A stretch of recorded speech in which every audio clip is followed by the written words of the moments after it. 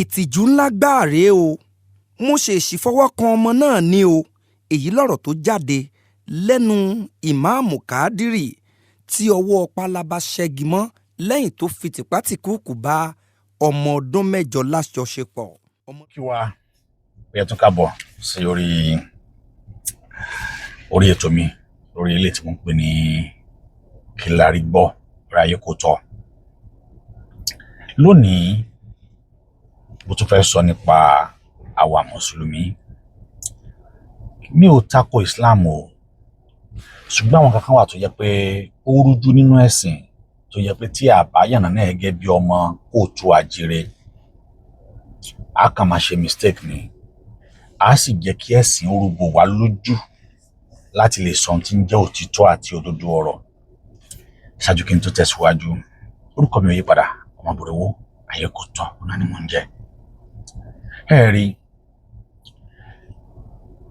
Al-Quran sọ wípé Ànábì fẹ́ Àìṣà ní ọmọ ọdún 6 ó sì bá sùn ní ọmọ ọdún 9.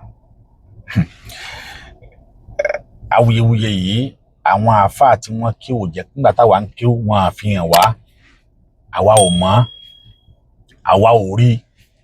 Ṣùgbọ́n Yorùbá ní gbogbo ẹnikẹ́ni tó bá ti mọ ilé onílé tú, ó yẹ kóun náà rántí ẹni tí ó padà wá tú ilé tiẹ̀. Ìgbà tí ó di wípé wàhálà àwọn mùsùlùmí pọ̀ sán bẹ̀rẹ̀ sí ní tako Kristẹn, tako àwọn oníṣẹ̀ṣe, Ọlọ́run Elédùmarè o, wọn mọ̀ wípé àwọn kan tún wà tí wọ́n tún ní ìmọ̀ Al-Quran dáadáa. Fúdà àfà kan sọ wípé Al-Quran àwọn fi èdè Lárúbáwá, mo ṣe mọ̀ bẹ́ẹ̀ o, máa padà ṣe special video fún àfà yẹn ni wípé Ọlọ́run ò rán Ànábì Muhammad sílẹ̀ Yorùbá o, ó rán sílẹ̀ Lárúbáwá torí pé sọ pé pẹ̀lú èdè wọn. Ṣùgbọ́n torí pé èdè tí wọ́n fi kọ́ èdè Lárúbáwá táwa ò gbọ́ nígbà náà ni ò jẹ́ ká rí ọ̀pọ̀lọpọ̀ àwọn àṣírí yìí, ni ò jẹ́ ká rí until ìgbà tí internet space wá fẹjú báyìí tó di pé òǹkàlùkù wá bẹ̀rẹ̀ sí ní rí àrísà àti tó ń ṣẹlẹ̀ pé àwọn kan tún wà tí wọ́n tún mọ létú ló jẹ́ kí wọ́n túlé kan ayé yẹn, àwọn afáwọ̀dẹ̀jì yẹn pé lóòótọ́ Ànábì bá Àìṣà sùn lọ́mọ ọdún 9 ó sì fẹ́ lọ́mọ ọdún 6. Èmi wá ṣe ìwádìí dáadáa torí ẹ rí pé ọ̀rọ̀ yìí ti lọ ó pẹ́ kémi tó jáde torí mo ní fídíò kan tí mo fẹ́ play. Èmi wá ṣe ìwádìí dáadáa, mo wádìí, mo wá go deep. Mo wá rí wípé kì í ṣe Ànábì nìkan ló fẹ́ at the age of 6 years. Àwọn kan náà wà ní Amẹ́ríkà tí àwọn Júù tí àwọn náà fẹ́ àwọn tí wọ́n fẹ́ yàwó nígbà náà bí ọmọ ọdún 3, ọmọ ọdún 4. Then that was 6th and 7th century. Ìṣe ìgbà yẹn ni, àṣà àti ìṣe ìgbà náà ni, ẹ jẹ́ ká gbà bẹ́ẹ̀.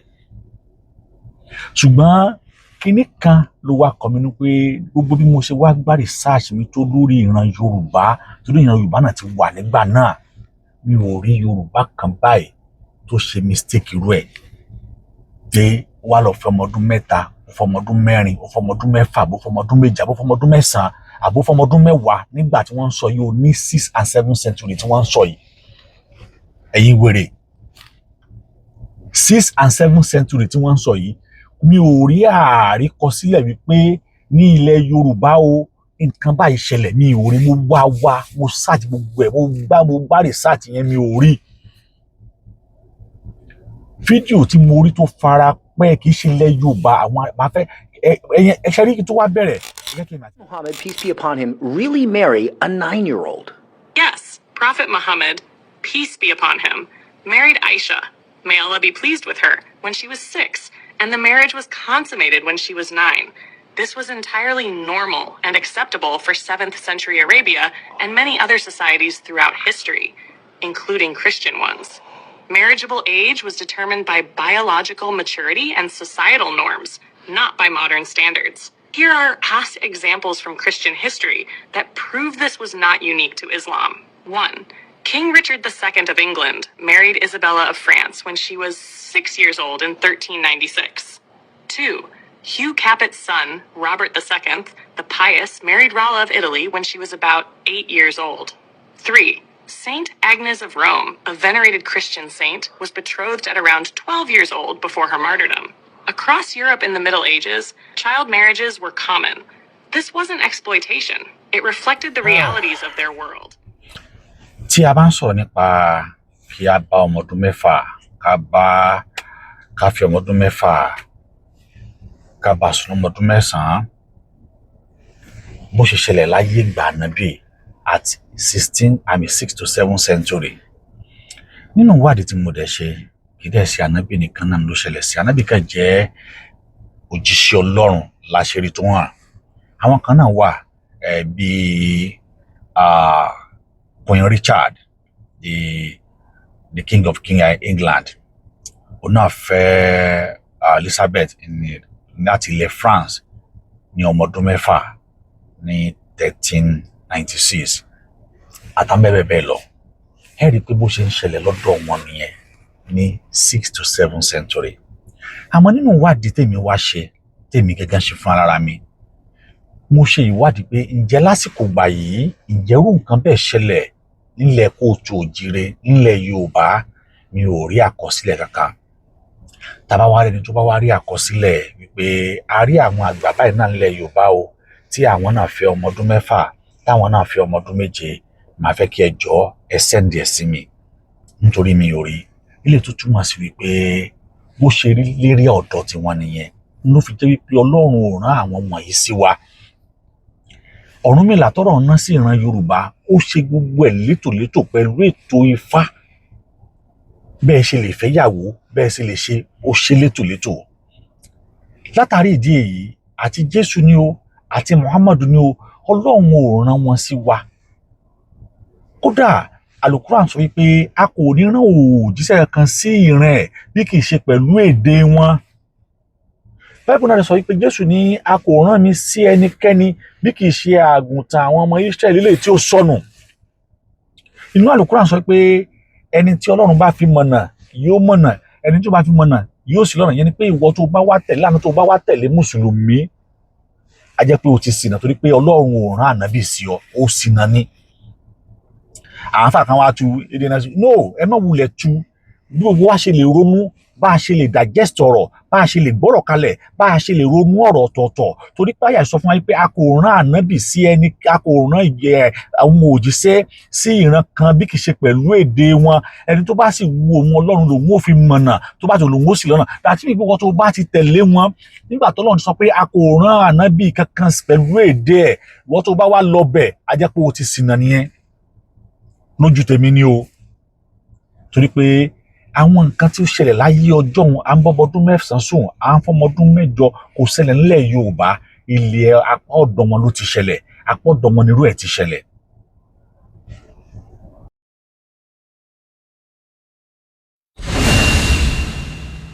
Ìtìjú ńlá gbáà rèé o, mo ṣèṣì fọwọ́ kan ọmọ náà ni o.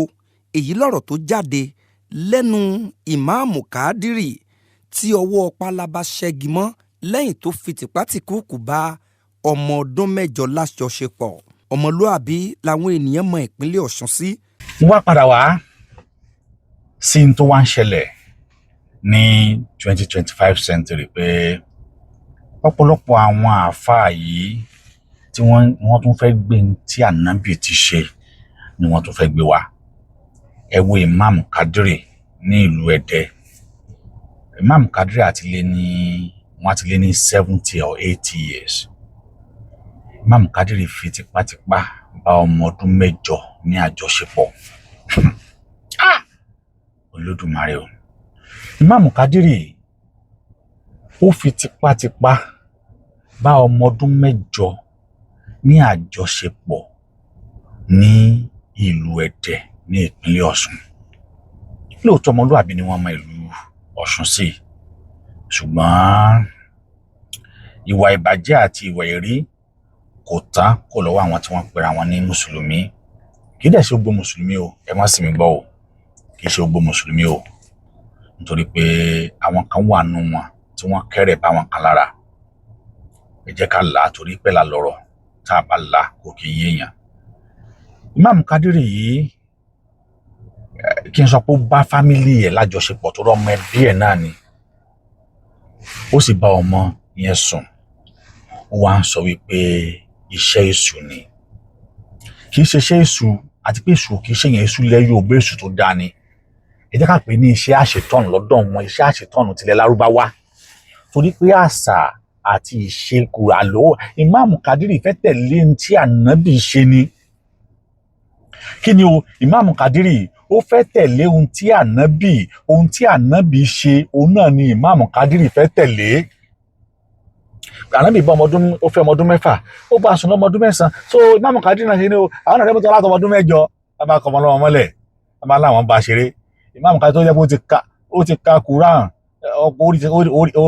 wọ́n ti gbé Quran sí gbogbo agbárí tí wọ́n lè gbé ságbárí nìyẹn wọ́n tún máa kà wọ́n tún máa mú ẹ̀rí wá fún ọ ànábì fẹ́ ọmọ ọdún 6 ó bá sùn lọ́mọ ọdún 9 ànábì ní ẹja tẹ̀lé ìwàṣẹ ànábì ní àbá tẹ̀lé ànábì ní tó ṣe ta ló ń tàn yín.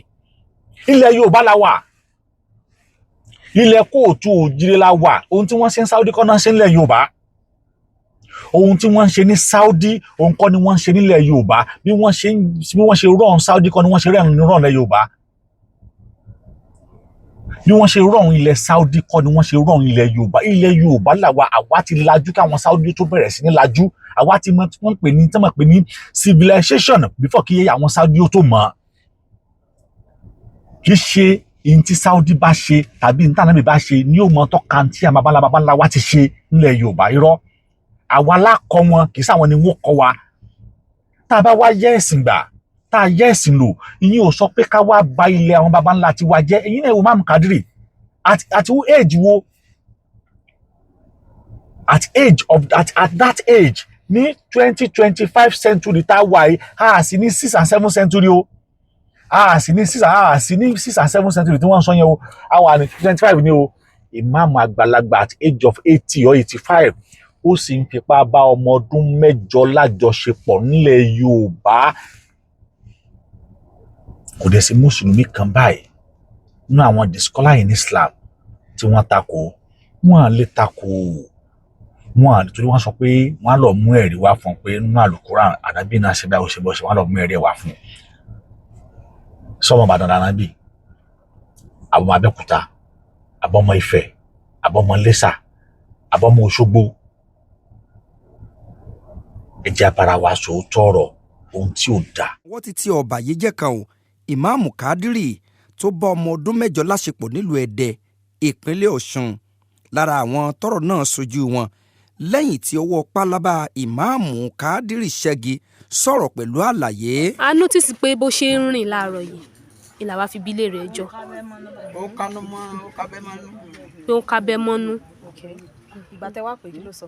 ó dẹ̀ explain fún wa pé bàbá adélé Imam pe òun sínú ilé ipò wọn dẹ̀ bọ́ aṣọ òun wọn dẹ̀ bọ́ pàǹtì òun so kọ́ta mọ́ bẹ́ẹ̀. lẹ́yìn ìgbà tí àwọn òbí tó bí ọmọ yìí tí wọ́n notice behaviour ọmọ yìí wípé níṣe ló ń kẹtàn rìn ká ẹ̀yin náà wò níbo ló fẹ́ wọ̀ gan ó yẹ kí wọ́n Imam Kadiri yẹn lè olùwà àfàrà o àfikọ́lọ́ kò ṣàánú fún wa because ọ̀rọ̀ tó bá kọjá ìbálòpọ̀ ní ọ̀rọ̀ tó bá kọjá ẹ̀rí lèyàn máa fi rí because mo kọ́ wáyé imagine ọmọ ọdún 8 kí ni adùn tí bàbá yẹn fẹ́ rí lára ẹ̀ kí ni as in connection wo ló fẹ́ wà láàrin àwọn méjèèjì tí bàbá yẹn fi lè sọ pé òun fẹ́ ṣerú nítorí pé àwa enjoy ẹ̀ bí àgbàlagbà àwọn yẹn ni wọ́n wá notice pé níṣẹ́ lọ́mọ yìí ń kẹta rìn ọmọ tí wàá sọ fún mi pé bàbá délé Imam Kadiri ti ìlú Ẹdẹ wọ́n pe òun wọlé wọ́n bọ́ṣọ lọ́ra òun wọ́n bọ́ pátá òun ọmọ yẹn tó wá ṣàlàyé kí àwọn òbí ọ̀hún tó wá dìde láti take in time sí a necessary action because tí wọ́n bá dìde bàbá yìí ti bá yí ọmọ yìí jẹ́ ẹ̀ ó ti jẹ́ kí ọmọ yìí ó máa rántí tí ò yẹ kó rántí nígbésí ayé ẹ̀ ọgbẹ́ ọkàn tí ò lè tán láíláí ó ti gbìn sínú ọkàn ọmọ yìí àbùkù tí ò lè tán láíláí ó ti fi rẹ́ ọmọ yìí lára ní agbègbè àti àdúgbò bí tọmọ yìí wà tó bá wá dàgbà tó bá ń lọ tó bá ní ọmọge ló dá tó báyìí wá ní ọmọ yìí ni ọmọ tí wọ́n bá sùn lọ́mọ ọdún 8 káì kí ló dé ọmọ àti lábájá yẹn àti tí àfa Imam Kadiri tí wọ́n bá sùn gbà tán wà ní kékeré yẹn mà nìyẹn ó ti fún ọmọ yìí ní orúkọ bú, ó ti fún ní orúkọ ibú fún alára ẹ̀ gan lọ́tọ̀. K'Olódùmarè kó dákun kó gbà wá, kó ṣọ́ wa lọ́wọ́ ẹni tí ń sọ ni táwa ò sọ. Because bàbá yìí máa ń rán ọmọ yìí níṣẹ́, àwọn fámìlì ti rò wípé irú ẹ̀ ò lè ṣẹlẹ̀. Ẹ̀kọ́ ńlá tó ní fún gbogbo àwa tá a bá mọ̀ pé a ní àwọn àáfà ńlá tá a ní wọn nulẹ̀. Ẹ jẹ́ ká máa rántí pé àwọn àáfà yìí wọ́n lè lọ padà lọ sí búùkù, wọ́n lè padà lọ sí ìwé àlùkùránì àwọn níbi tí wọ́n fi sí o, pé Ànábì lè ṣe báyìí tá a bá rí. So ẹ jẹ́ ká máa rántí wípé àwọn kan wà tí a gbọ́dọ̀ fi ṣeré rárá àtọ̀. Bàbá yìí ó ti fi àlè burúkú lé ọmọ yìí lára tó yẹ pé ọmọ náà ò sì lè gbàgbé láíláí nígbésí ayé ẹ̀ bó ti wulẹ̀ kórí. Ọmọ ọdún mélòó lọmọ náà? 8 years. Nínú ọ̀rọ̀ rẹ̀, àfipábánilòpọ̀ ọ̀hún Imam Kádírì sọ wípé eré ọwọ́ lásán lòun bá ọmọ náà ṣe o. Kí ló ṣẹlẹ̀ gan-an? Ọwọ́ kàn bí báwo? Ẹ bá sùn. Pẹ̀lú àṣìṣe. Báwo lọmọ yìí ṣe jẹ́ sí yín? Ọmọ bíi báwo? Ok, ọmọ bíi àbúrò yìí inú agboolé ni. Imam Kádírì sọ wípé àṣìṣe ni, pé òun ṣèṣì fọwọ́ kan ni.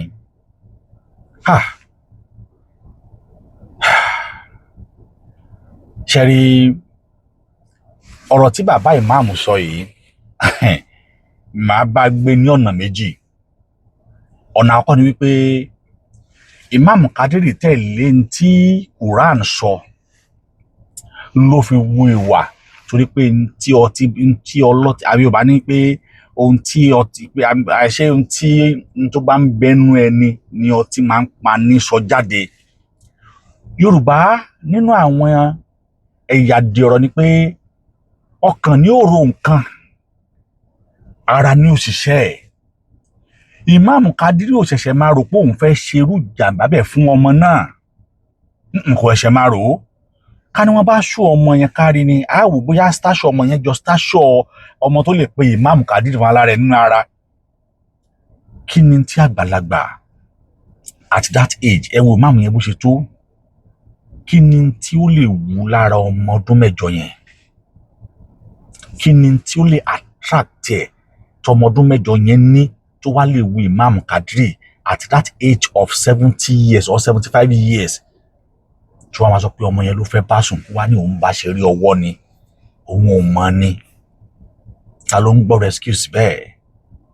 Pé mi ò mọ̀ láti ṣe tó mọ̀ọ́mọ̀ ṣe, mi ò mọ̀ láti hùwà tó mọ̀ọ́mọ̀ wù. Torí pé tí Imam Kádírì mọ̀ọ́mọ̀ tó fẹ́ ṣe nínú ọkàn ẹ̀, òun ló ṣe sí ọmọ yìí, ó sì ṣe wà nú àdéhìtì náà nìyẹn. Ṣùgbọ́n nígbà t'Ànábì ṣe tiẹ̀, it was 6th to 7th century. Ìbílẹ̀ Lárúbáwá làwà yìí, àwọn Lárúbáwá ò ṣe continue kan máa wúrú wà bẹ́ẹ̀ lọ till now. Wọ́n yọ kúrò nú àlùkùránì tí wọ́n gbé dání, wọ́n mọ̀ pé kò possible. Wọ́n mọ̀ wípé kíní yìí kò possible. Àwọn Lárúbáwá ò wúrú ẹ̀ níwọ̀ ara wọn tí wọ́n wà nílẹ̀ Lárúbáwá, tán wà ní Saudi, tán wà ní Oman, tán wà ní Yemen, tán wà ní Qatar, tán wà ní Bahrain. Wọ́n ò wúrú wà bẹ́ẹ̀ rárá àtọ̀. Torí kọ́ mọ̀ pé ìwà èrí ni wọ́n gbélẹ̀, nǹkan àtijọ́ fún tàtijọ́ ni. Àmọ́ nílẹ̀ Yorùbá lónìí làáfáà ò ti máa sọ pé n'Ànábì ṣe yẹn tún da àwọn ó tún ṣe jù bẹ́ẹ̀ lọ. Pé gbogbo nǹkan t'Ànábì bá ti ṣe, àlùkùránì ti sọ pé ó dáa gbọ́dọ̀ tẹ̀lé. Ẹ̀tún wá Imam Kádírì tẹ̀lé wípé Ànábì fẹ́ ọmọ ọdún 8, ó bá a sùn lọ́mọ ọdún 9, òun kàn dín tiẹ̀, àbí ọmọ ọdún 6, ó bá a sùn lọ́mọ ọdún 9, òun kàn dín tiẹ̀, òun kàn dín ọjọ́ kan owó, òun kàn dín ọdún kan níbi tiẹ̀ ní pé tọ́wọ́ Ànábì o, èmi ìbọn mélòó sùn lọ́mọ ọdún 8 o.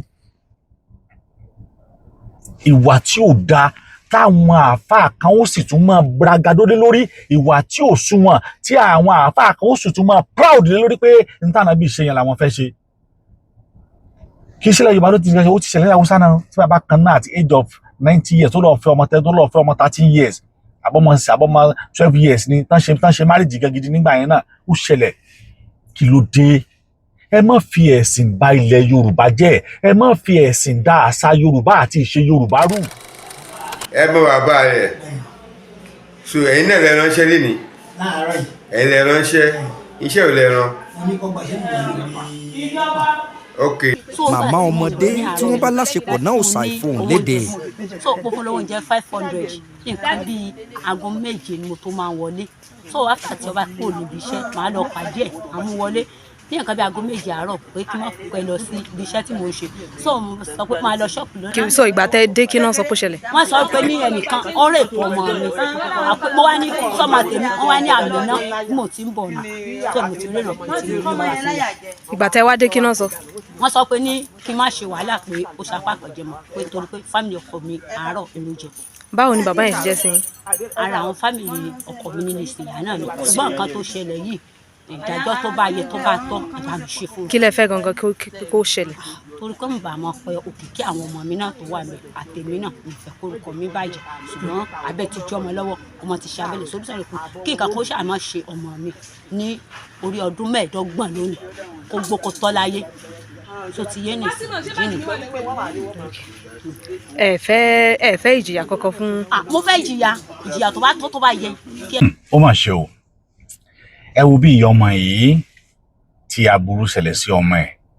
Ẹ wo bí ìyá yẹn ṣe sọ̀rọ̀ wípé ó ṣe apá kan jàmá.